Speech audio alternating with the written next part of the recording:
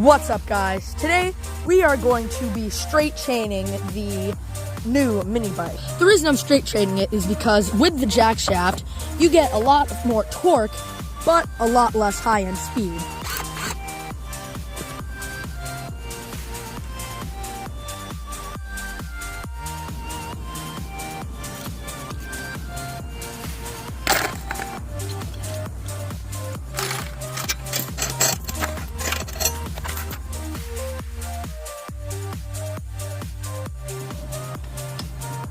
And now this just comes right off. Right back on there.